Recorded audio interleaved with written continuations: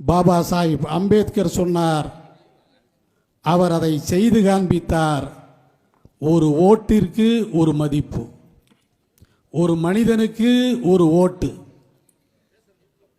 தமிழ்நாட்டின் முதலமைச்சர் ஸ்டாலின் வல்லமை வாய்ந்தவர் என்பதற்காக அவருக்கு 5 ஓட்டா? இல்லை.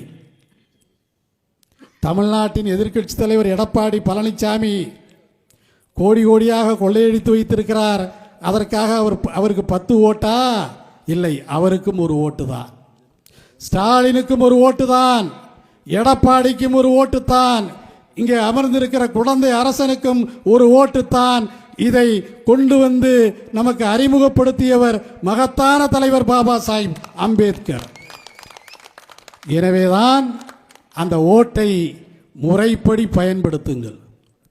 நம்முடைய எதிரி யார், நண்பர் யார் என்பதை முடிவு செய்து கொள்ளுங்கள். நமக்கான மனிதர்கள் எந்த கூட்டணியில் நின்றாலும் அவர்களை வெற்றி பெறச் செய்யுங்கள். நமக்கு எதிரானவர்கள் சொந்த கூட்டணியிலே இருந்தாலும் அவர்களை தோற்கடியுங்கள். இதுதான் இந்த ஆண்டிற்கான பழனி பாபா நிகழ்வின் செய்தி.